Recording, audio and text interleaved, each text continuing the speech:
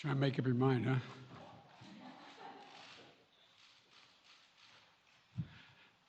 Well, good afternoon.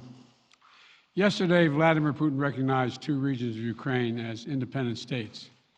And he bizarrely asserted that these regions are no longer part of Ukraine and their sovereign territory. To put it simply, Russia just announced that it is carving out a big chunk of Ukraine. Last night, Putin authorized Russian forces to deploy into these regions. Today, he asserted that these regions are actually extend deeper than the two areas he recognized, claiming large areas currently under the jurisdiction of the Ukrainian government. He's setting up a rationale to take more territory by force, in my view. And if we listened to his speech last night, and many of you did, I know, he's setting up a rationale to go much further. This is the beginning of a Russian invasion of Ukraine, as he indicated and asked permission to be able to do from his Duma. So let's begin to, I'm going to begin to impose sanctions in response far beyond the steps we and our allies and partners implemented in 2014. And if Russia goes further with this invasion, we stand prepared to go further as with sanctions. Who in the Lord's name does Putin think gives him the right to declare new so-called countries on territory that belong to his neighbors? This is a flagrant violation of international law, and it demands a firm response from the international community. Over the last few months, we've coordinated closely with our NATO allies and partners in Europe and around the world to prepare that response. We've said all along, and I've told Putin to his face more than a month ago, that we would act together. And the moment Russia moved against Ukraine, Russia has now undeniably moved against Ukraine by declaring these independent states. So today, I'm announcing the first tranche of sanctions to impose costs on Russia in response to their actions yesterday. These have been closely coordinated with our allies and partners, and will continue to escalate sanctions if Russia escalates. We're implementing full blocking sanctions on two large Russian financial institutions, VEB and their military bank. We're implementing comprehensive sanctions on Russia's sovereign debt. That means we've cut off Russia's government from Western financing. It can no longer raise money from the West and cannot trade in its new debt on our markets or European markets either. Starting tomorrow and continuing in the days ahead, we'll also impose sanctions on Russia's elites and their family members. They share in the corrupt gains of the Kremlin policies and should share in the pain as well. And because of Russia's actions, we've worked with Germany to ensure Nord Stream 2 will not, as I promised, will not move forward. As Russia contemplates its next move, we have our next move prepared as well. Russia will pay an even steeper price if it continues its aggression, including additional sanctions. The United States will continue to provide defensive assistance to Ukraine in the meantime, and will continue to reinforce and reassure our NATO allies. Today, in response to Russia's admission that it will not withdraw its forces from Belarus, I have authorized additional movements of U.S. forces and equipment already stationed in Europe to strengthen our Baltic allies, Estonia, Latvia, and Lithuania.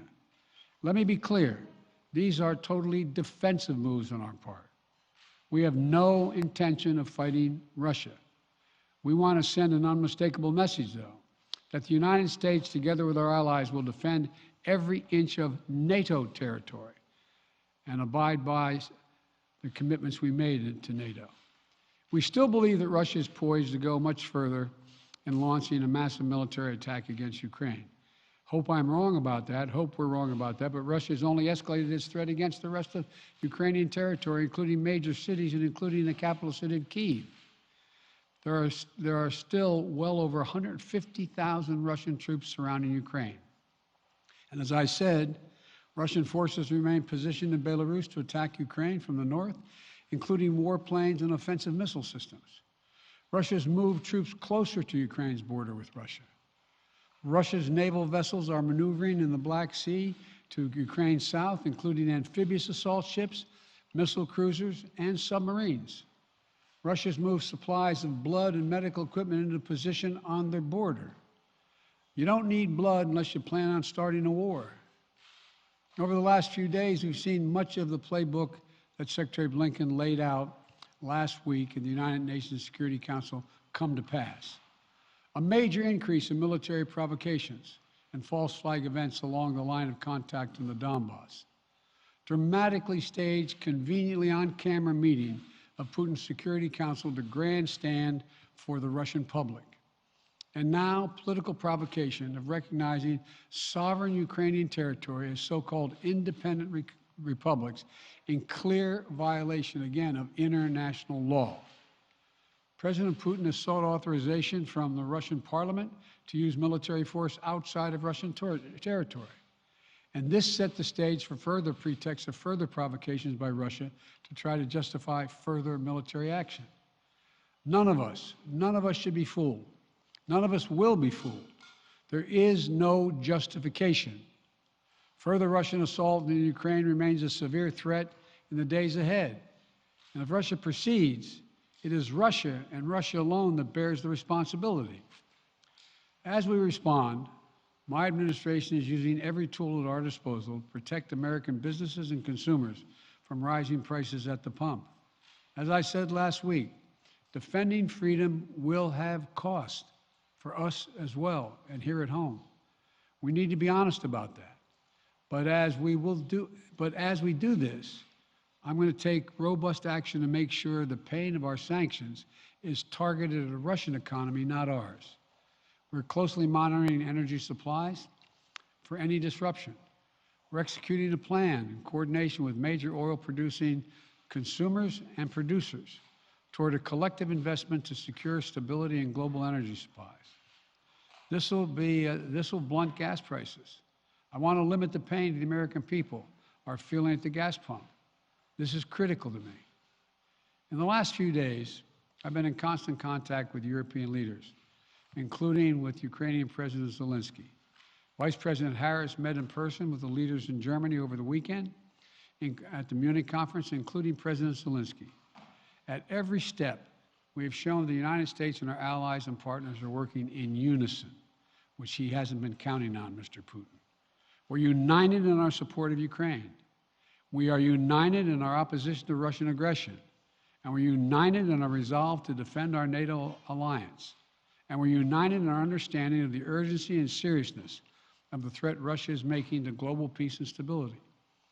Yesterday, the world heard clearly the full extent of Vladimir Putin's twisted rewrite of history, going back more than a century, as he waxed eloquently, noting that, well, I'm not going to go into it, but nothing in Putin's lengthy remarks indicate any interest in pursuing real dialogue on European security in the year 2022.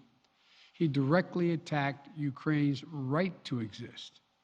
He indirectly threatened territory formerly held by Russia, including nations that today are thriving democracies and members of NATO. He explicitly threatened war unless his extreme demands were met. And there is no question that Russia is the aggressor. So we're clear-eyed about the challenges we're facing. Nonetheless, there is still time to avert the worst-case scenario that will bring untold suffering to millions of people if they move as suggested.